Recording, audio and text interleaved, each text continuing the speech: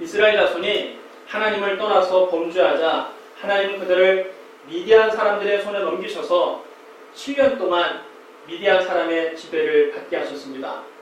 미디안 사람들은 너무 잔인했기 때문에 이스라엘 사람들은 산속에 숨어 들어가서 동굴에 숨어 살거나 산채를 지어놓고 거기에 숨어 지냈습니다. 이스라엘 자손이 땅에 씨앗을 뿌려놓으면 미디안 사람과 아말렉 사람과 동방 사람들이 낙타를 타고 쳐들어와서 모든 농작물들을 다 망쳐놓았습니다. 그들의 밭을 마구 짓밟아서 다 파헤쳐 놓았습니다. 그들이 한번 왔다 가면 먹을 것은 하나도 남지가 않고 양과 소와 나귀까지 모조리 약탈해 갔습니다. 그들은 메뚜기 떼처럼 몰려왔는데 사람과 낙타가 이루 셀 수 없을 만큼 많았습니다. 이스라엘 자손은 양식과 가축을 모두 다 빼앗기고 굶주리게 됐습니다. 그들은 그제야 하나님을 찾았습니다. 그제야 하나님께 부르짖었습니다. 하나님께서 그들의 부르짖음을 들으시고 한 사람을 세워서 이스라엘 자손을 미디안의 손에서 구원하고자 하셨습니다. 그가 바로 기드온입니다. 여호와의 영이 기드온에게 임하시니 기드온이 이스라엘의 사사가 됐습니다. 그때 미디안 사람과 아말렉 사람과 동방 사람들이 합세해서 요단강을 건너 이스라엘을 쳐들어왔습니다. 그들은 이스라엘 골짜기에 진을 쳤는데 군사의 숫자가 메뚜기 떼와 같고 낙타의 숫자는 해변의 모래처럼 많았습니다. 기드온이 나팔을 불어서 자기 친족 아비에셀 사람들을 모아서 자기를 따르게 했습니다. 또 자기에게 속한 므낫세 지파 전역에 사람을 보내서 군사들을 모았습니다. 그리고 아셀과 스불론과 납달리 땅에도 사람을 보내 그들도 올라와서 기드온을 따랐습니다. 그렇게 모인 병사의 숫자가 32,000명쯤 되었습니다. 하지만 적군의 숫자는 13만 5천 명이나 됩니다. 13만 5천 명이나 되는 대군과 3만 2천 명의 작은 군대가 싸워야 합니다. 적군의 숫자가 아군의 숫자보다 4배 이상입니다. 여호와의 영이 기드온에게 임하셨지만 겁이 많은 기드온은 여전히 두려웠습니다. 상식적으로 아무리 생각을 해봐도 자기가 아무리 머릿속으로 계산을 해봐도 3만 2천 명을 데리고 나가서 13만 5천 명을 이길 자신이 없었습니다.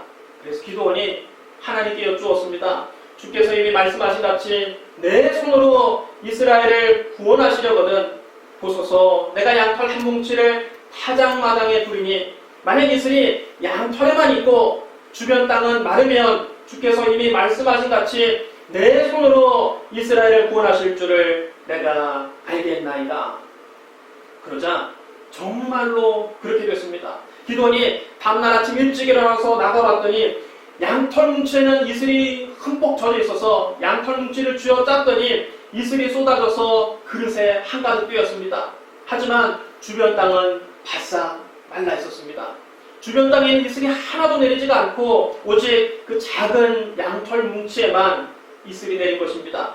이것은 하나님의 기적입니다.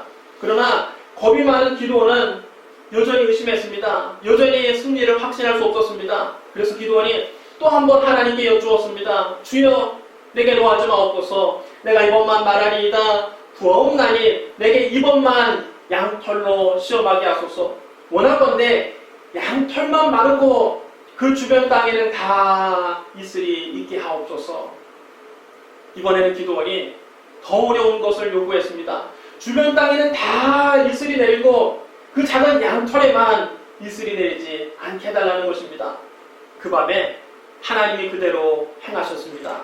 다음날 아침에 가봤더니 양털은 말라서 뽀송뽀송한데 그 주변 땅은 모두 다 이슬로 촉촉하게 젖어 있었습니다. 하나님은 의심하는 기드온에게 살아계신 하나님의 증거를 보여주셨습니다.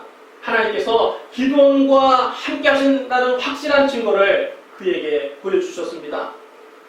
기드온과 그를 따르는 모든 백성이 아침에 일찍 일어나 하롯셈 곁에 진을 쳤고 미디안군은 그들의 북쪽 모래산 앞에 있는 골짜기에 진을 쳤습니다.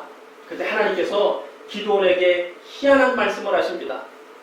너를 따르는 백성이 너무 많은즉 내가 그들의 손에 미디안 사람을 넘겨주지 아니하리니 이는 이스라엘이 나를 거슬러 스스로 자랑하기를 내 손이 나를 구원하였다 할까 하니라.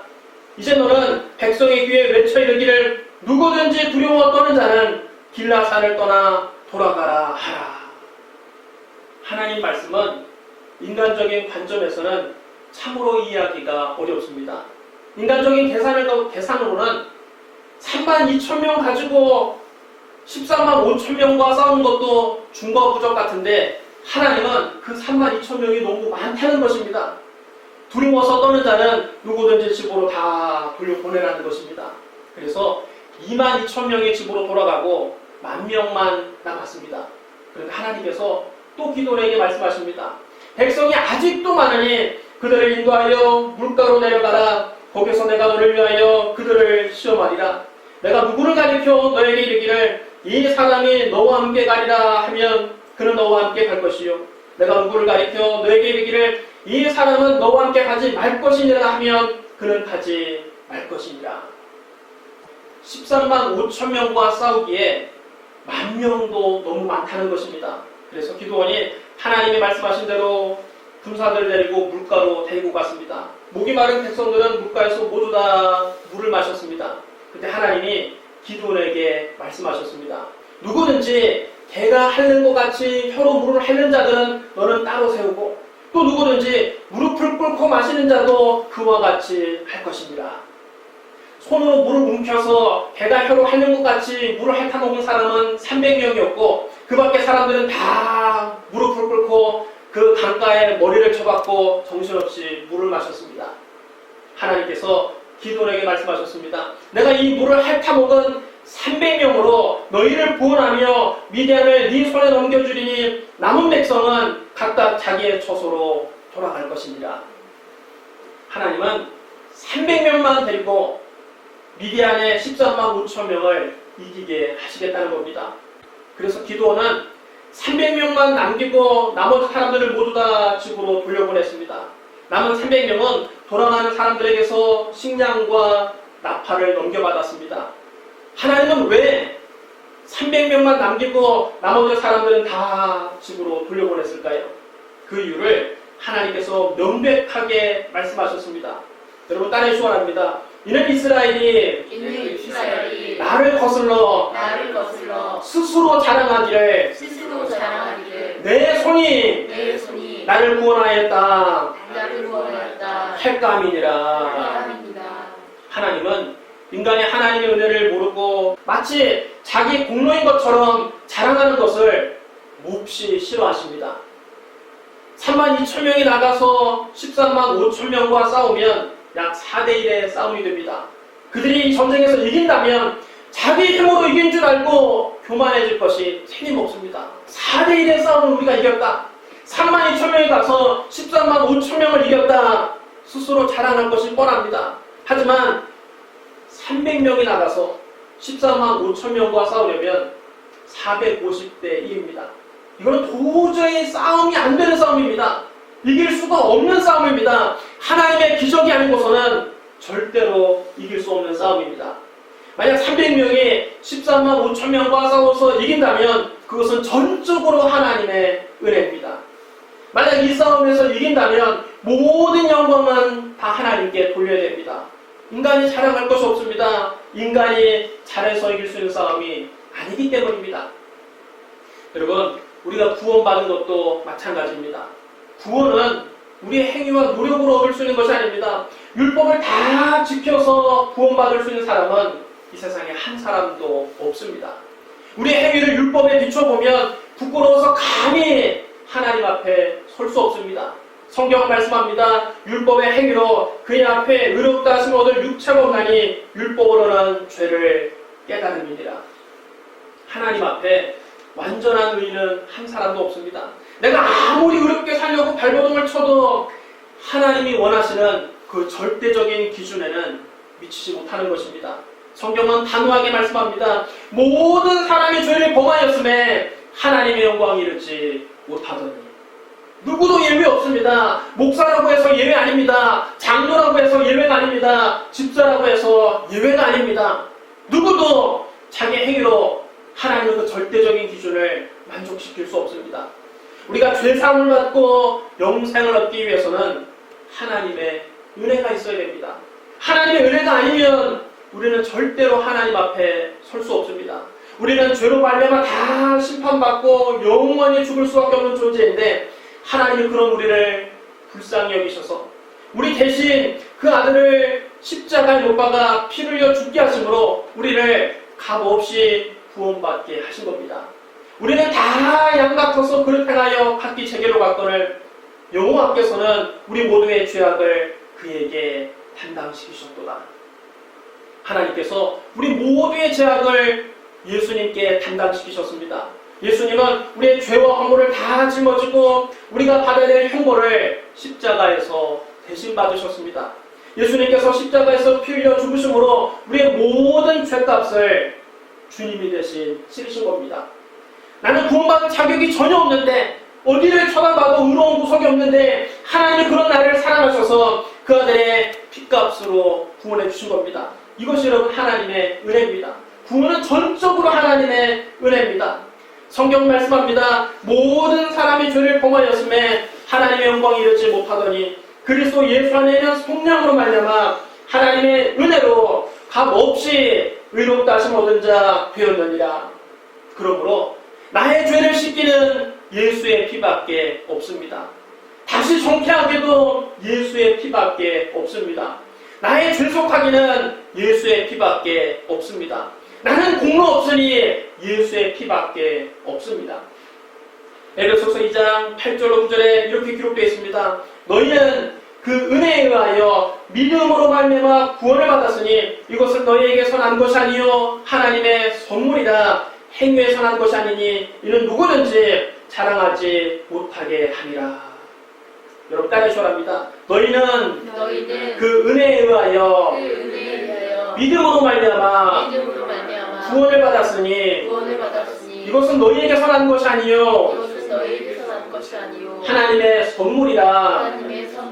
행위에서 난 것이 아니니 이는 누구든지 자랑하지 못하게 함이라. 구원은 우리 행위에서 난 것이 아니요 하나님의 선물입니다. 하나님이 값없이 주시는 선물입니다. 전적인 하나님의 은혜입니다. 내가 노력해서 구원을 따낸 것이 아닙니다. 내가 선행을 행해서 구원을 쟁취한 것이 아닙니다. 내가 마음이 착해서 구원받은 것 아닙니다. 내가 도덕적으로 깨끗해서 구원받은 것이 아닙니다. 내가 남보다 잘나고 똑똑해서 구원받은 것이 아닙니다. 내가 종교적인 고행을 해서 구원받은 것이 아닙니다. 우리가 구원받은 것은 전적인 하나님의 은혜입니다. 하나님의 은혜가 아니면 결코 우리는 구원받을 수 없습니다. 그러므로 우리가 자랑할 것이 없습니다. 우리의 자랑은 오직 예수 그리스도의 십자가뿐입니다. 사도 바울은 이렇게 말했습니다. 내게는 우리 주 예수 그리스도의 십자가 외에 결코 자랑할 것이 없으니 그리스도로 말미암아 세상이 나를 대하여 십자가에 못 박히고 내가 또한 세상을 대하여 그러하니라. 우리의 자랑은 예수님의 십자가밖에 없다는 것입니다. 하나님은 인간이 하나님의 은혜를 모르고 마치 자기 공로인 것처럼 자랑하는 것을 몹시 싫어하십니다. 인간의 노력이나 선행이나 착함이나 도덕이나 학식이나 종교를 자랑하는 것은 하나님 앞에 다 부질없는 짓입니다. 그러므로 서푼도 안 되는 인간의 공로를 자랑하지 말고 오직 예수 그리스도의 십자가만 자랑하는 저와 여러분이 되시기를 주님의 이름으로 축원합니다. 하나님은 기도원에게 300명만 남기고 나머지는 다 집으로 돌려보내라고 하셨습니다. 그날 밤 하나님이 기도원에게 말씀하셨습니다. 일어나 진영으로 내려가라. 내가 그것을 네 손에 넘겨주었느니라. 만일 네가 내려가기를 두려워하거든 네 부하 부라와 함께 그 진영으로 내려가서 그들이 하는 말을 들으라. 그 후에 네 손이 강하여져서 그 진영으로 내려가리라. 적진으로 내려가서 적들이 하는 말을 들어보면 적진으로 쳐들어갈 용기가 생길 것이라는 말씀입니다. 그날 밤 기드온이 자기 부하 부라와 함께 적진 끝으로 내려가 보았습니다. 미디안 사람과 아말렉 사람, 동방 사람들이 그 골짜기에 메뚜기 떼처럼 수없이 모여있고 그들의 나타나는 바닷가의 모래알처럼 헤아릴 수 없이 많았습니다. 기드온이 그곳에 도착했을 때 마침 한 병사가 자기가 꿈을 꾼 이야기를 자기 친구에게 하고 있었습니다. 여보게, 내가 한 꿈을 꾸었는데 꿈에 보리떡 한 덩이가 미디안 진영으로 굴러 들어오더니 한 장막에 이르러서 그것을 쳐서 무너뜨려 위쪽으로 엎으니 그 장막이 쓰러지더라. 여러분 따르시랍니다. 보리떡 한 덩이가 미디안 진영으로 굴러 들어와 한 장막을 치니 그 장막이 쓰러지더라. 여러분 보리떡은 그 당시에 가장 가난한 사람들이 먹는 음식이었습니다. 가장 가진 것이 없는 사람들이 먹는 음식입니다. 화려할 것도 없고 특별할 것도 없는 서민 음식이었습니다. 그런데 그렇게 보잘것없는 보리떡 한 덩이가 미디안 진영으로 들어오더니 그 장막을 무너뜨렸다는 꿈은 300명밖에 안 되는 보잘것없는 기드온 군대가 미디안의 대군을 무너뜨릴 것을 상징적으로 보여주는 꿈입니다. 그 꿈 이야기를 들은 친구가 등골이 오싹해서 이렇게 얘기합니다. 이는 다른 것이 아니라 이스라엘 사람 요아스의 아들 기드온의 칼이라. 하나님이 미디안과 그 모든 진영을 그의 손에 넘겨주셨느니라. 주변에 있던 미디안 병사들이 이 이야기를 듣고 오금이 저리기 시작했습니다. 그들은 두려워서 떨기 시작했습니다. 그날 밤 새기 전에 그 꿈과 그 해몽이 미디안 전체에 퍼져나갔습니다. 본래 여러분 안 좋은 소문일수록 빠르게 퍼져나가는 법입니다. 미디안 군의 사기는 그날 밤 다 땅에 곤두박질 쳤습니다. 그들은 그 꿈 이야기와 해몽을 듣고 모두 두려움에 떨었습니다. 기드온은 그 꿈과 해몽하는 말을 엿듣고 이 전쟁에서 이스라엘이 승리할 것을 확신했습니다. 여러분 보리떡 한 덩이처럼 보잘것없는 것이 미디안의 13만 5천 명이나 되는 대군을 무너뜨린다는 꿈은 우리에게 시사하는 바가 무척 큽니다. 예수님은 말씀하셨습니다. 천국은 마치 사람이 자기 밭에 갖다 심은 겨자씨 한 알 같으니 이는 모든 씨보다 작은 것이로되 자란 후에는 풀보다 커서 나무가 되매 공중에 새들이 와서 그 가지에 깃들이느니라. 겨자씨는 지름이 1~2mm밖에 안 되는 아주 보잘것없는 씨앗입니다. 씨앗 중에서도 가장 작은 씨앗입니다. 그러나 그것을 땅에 심으면 4~5m나 되는 큰 나무로 자라나서 그 가지에 새들이 쉬기 위해서 깃든다는 것입니다. 그럼 하나님의 나라도 이와 같습니다. 예수님은 갈릴리에서 12명의 보잘것없는 젊은이들을 불러서 제자로 삼아 사역을 시작하셨습니다. 당시 이스라엘은 로마의 식민지였습니다. 예수님이 로마에서 황제의 아들로 태어나신 것이 아닙니다. 로마의 식민지 이스라엘에서 가장 가난한 마을 갈릴리에서 자라셨습니다. 갈릴리 나사렛에서 자랐고 그 예수님의 제자들도 다 갈릴리 오브 출신입니다. 하나도 유명한 사람이 없습니다. 하나도 돈 많은 사람이 없습니다. 하나도 눈여겨볼 만한 사람이 없습니다. 화려한 사람, 특별한 사람이 없습니다. 다 보잘것없는 사람들입니다. 처음에는 아무도 이 모임을 주목하지 않았습니다. 그러나 예수님은 이 작은 모임을 통해서 온 세계가 변화될 것을 꿈꾸셨습니다. 2000년의 세월이 지난 후에 보니까 예수님이 꿈꾸신 대로 되었습니다. 예수님의 갈릴리 그 시골 마을에서 12명을 데리고 시작하셨던 천국복음 사역은 오늘날 전 세계에 걸쳐서 22억 명의 크리스천을 만들어냈습니다. 전 세계 인구의 3분의 1을 차지하는 어마어마하게 큰 나무가 되었습니다.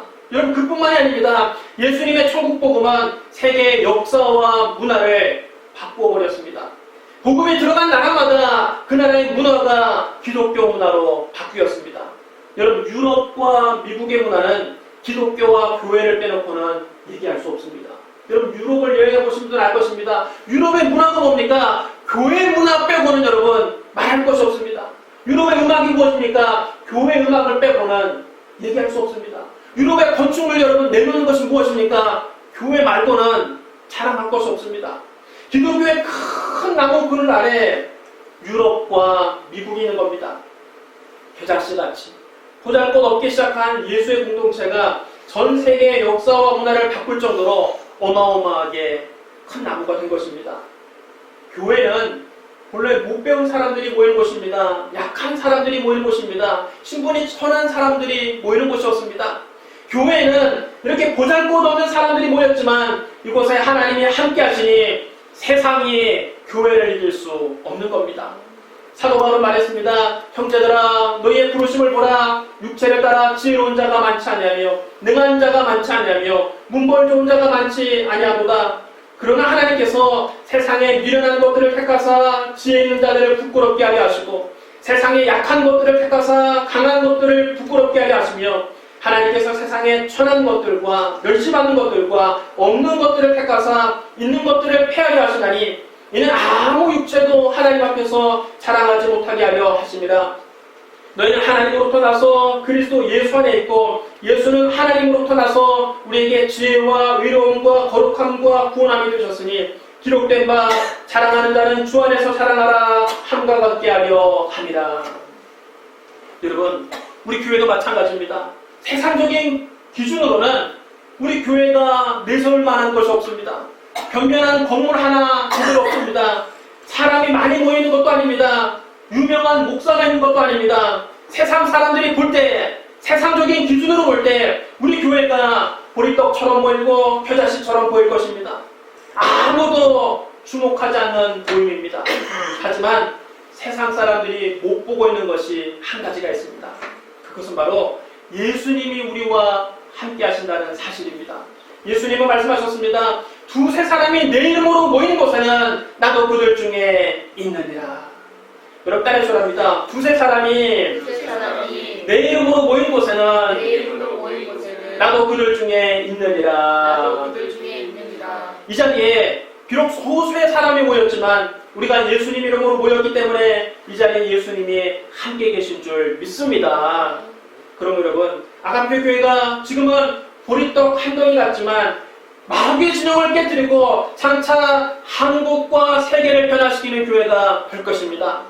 아가페 교회가 지금은 겨자씨 하나 같지만 장차 영적인 거목으로 자라나서 수많은 영혼이 우리 교회를 통해서 예수님을 만나고 새 생명을 얻게 될 것입니다. 여러분, 그렇게 될 것을 바라보고 꿈꾸고 믿고 기도하시기를 주님의 이름으로 축원합니다. 기도는 미디안 병사의 꿈과 그 친구의 해몽을 듣고 하나님께 경배했습니다. 그는 이스라엘 진영으로 돌아가 외쳤습니다. 일어나라, 여호와께서 미디안과 그 모든 진영을 너희 손에 넘겨주셨느니라. 그는 300명을 세 부대로 나누고 각 사람에게 나팔과 빈 항아리를 손에 들려주었습니다. 빈 항아리 속에는 횃불을 감춰두라고 했습니다. 그리고 이렇게 지시했습니다. 너희는 나만 보고 내가 하는 대로 해되 내가 그 진영 근처에 이르러서 내가 하는 대로 너희도 그리하며 나와 나를 따르는 자가 다 나팔을 불거든 너희도 모든 진영 주위에서 나팔을 불며 이르기를 여호와를 위하라 기도원을 위하라 하라. 기도원과 그를 따르는 군사 100명이 적진 끝에 이르렀을 때에는 미디안 군대의 보초가 교대를 막 끝냈을 한밤중이었습니다. 그들은 나팔을 불면서 손에 있는 항아리를 깨뜨렸습니다. 와장창 소리와 함께 빈 항아리가 깨지고 그 속에서 횃불이 나왔습니다. 다른 두 부대도 그들을 따라서 일제히 왼손에 든 항아리를 부수어 횃불을 높이 들고 오른손에 있는 나팔을 불면서 외쳤습니다. 여호와와 기도원의 칼이다. 그들의 각자 위치에 서서 적진을 포위하자 적군들은 놀라서 아우성을 치며 허둥지둥 도망가기 바빴습니다. 300명이 일제히 와장창 항아리를 깨뜨리는 소리는 마치 미디안 진영의 장막들이 와장창 무너지는 소리처럼 들렸습니다.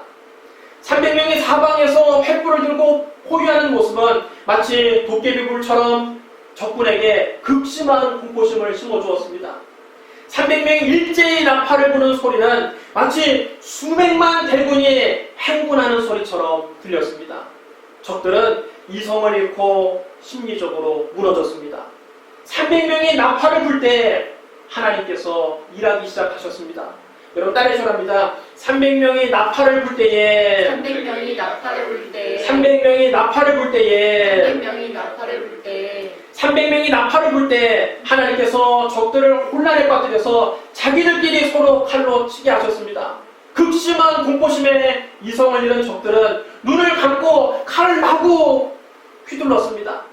미디안 군인들은 옆에 있는 자기 동료를 칼로 죽이고 자기도 동료의 칼에 죽어나갔습니다. 그렇게 해서 기드온은 불과 300명을 데리고 나가서 14만 5천 명을 격파하고 대승을 거두었습니다. 300명이 나팔을 불 때 미디안 대군은 멸망했지만 기드온과 300용사는 대승을 거두었습니다. 장차 그리스도께서 이 세상에 다시 오실 때 큰 나팔 소리가 울릴 것입니다. 예수님이 친히 말씀하셨습니다. 그때 인자의 징조가 하늘에서 보이겠고 그때 땅의 모든 족속들이 통곡하며 그들의 인자가 구름을 타고 능력과 큰 영광으로 오는 것을 보리라. 그가 큰 나팔 소리와 함께 천사들을 보내리니 그들이 그의 택하신 자들을 하늘 이 끝에서 저 끝까지 사방에서 모으리라. 주님이 장차 구름을 타고 능력과 큰 영광으로 다시 오실 때 큰 나팔 소리가 이 세상에 들릴 것입니다. 주님은 큰 나팔 소리와 함께 오셔서 그의 택하신 자들을 하늘 이 끝에서 저 끝까지 사방에서 불러 모으실 것입니다. 데살로니가전서 4장 16절로 17절에도 이렇게 기록되어 있습니다. 주께서 호령과 천사장의 소리와 하나님의 나팔 소리로 진이 하늘로부터 강림하시리니 그리스도 안에서 죽은 자들이 먼저 일어나고 그 후에 우리 살아남은 자들도 그들과 함께 구름 속으로 끌어올려 공중에서 주를 영접하게 하시리니 그리하여 우리가 항상 주와 함께 있으리라.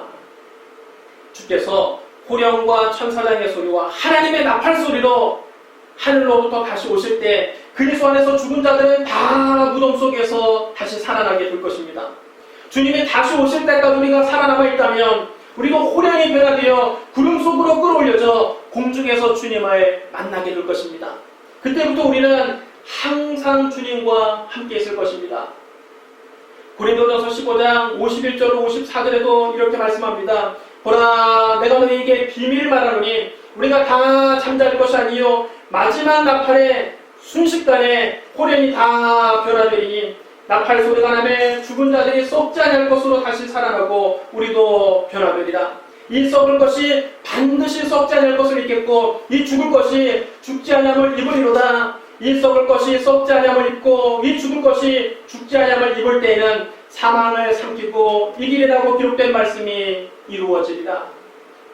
여러분 따르시랍니다. 마지막 나팔에 순식간에 호련이 다 변화되리니 그리스도의 재림을 알리는 마지막 나팔이 울릴 때 우리는 순식간에 다 호련이 변화될 것입니다. 그때 우리는 이 썩어질 육신의 몸을 벗어버리고 영원히 썩지 아니할 신령한 몸으로 변화되어 주님과 함께 영원히 살게 될 것입니다. 주께서 큰 나팔 소리와 함께 재림하시는 날은 안 믿는 사람들에게는 멸망의 날이지만 우리에게는 구원이 완성되는 날입니다. 큰 나팔 소리가 들릴 때 안 믿는 사람들은 크게 당황할 것입니다. 그들은 크게 두려워할 것입니다. 그들은 혼비백산할 것입니다. 그러나 큰 나팔 소리가 들릴 때 우리는 다시 오실 주님을 공중에서 만나게 될 것입니다. 사랑하는 성도 여러분, 하나님은 인간이 하나님의 은혜를 모르고 마치 자기 공로로 구원받은 것인 것처럼 자랑하는 것을 몹시 싫어하십니다. 그러므로 인간의 노력이나 선행이나 착함이나 도덕이나 학식이나 종교를 자랑하지 말고 오직 주 예수 그리스도의 십자가만 자랑하십시오. 하나님은 세상의 미련한 것들을 택하사 지혜 있는 자들을 부끄럽게 하시고 세상의 약한 것들을 택하사 강한 것들을 부끄럽게 하시고 세상의 천한 것들과 멸시받는 것들과 없는 것들을 택하사 있는 것들을 해하십니다. 세상 사람들이 볼 때는 우리 교회가 보리떡 한 덩이처럼 보일지 모르지만 그래도 괜찮습니다. 예수님이 우리와 함께 계시기 때문입니다. 우리 교회는 마귀의 진영을 무너뜨리고 장차 한국과 세계를 변화시키는 교회가 될 것입니다. 그리스도의 재림을 알리는 마지막 나팔이 울 때 우리는 순식간에 호련이 다 변화될 것입니다. 마지막 나팔이 울려 퍼질 때 한 사람도 예외 없이 여러분 모두의 이름이 불려지게 되시기를 주님의 이름으로 축원합니다. 우리 기도하겠습니다. 사랑과 은혜가 풍성하신 하나님 아버지, 우리는 아무것도 내세울 것이 없습니다. 아무것도 자랑할 것이 없습니다. 우리가 구원받고 하나님의 자녀가 된 것은 전적으로 하나님의 은혜입니다. 전적으로 예수님의 은혜입니다. 하나님 아버지 우리가 어디를 가든지 누구에게든지 예수 그리스도의 십자가 복음만 자랑하게 하여 주시옵소서. 하나님은 보잘것없는 들을 택하셔서 강한 것들을 부끄럽게 하시오니 하나님 우리 연약한 교회를 주님 들어 사용하여 주시옵소서. 우리 하나교회가 교자씨와 같습니다. 보리떡 한 덩이와 같습니다. 하나님 우리를 들어 사용하여 주시고 한국과 세계를 변화시키는 교회가 되게 하여 주시옵소서. 하나님 마지막 나팔이 울릴 때 주님 다시 오실 때 우리 성도들 한 사람도 예외 없이 다 공중에서 주님을 영접하고 주님과 함께 영원히 천국에서 살게 하여 주옵소서. 예수님 이름으로 축복하며 기도드리옵나이다. 아멘.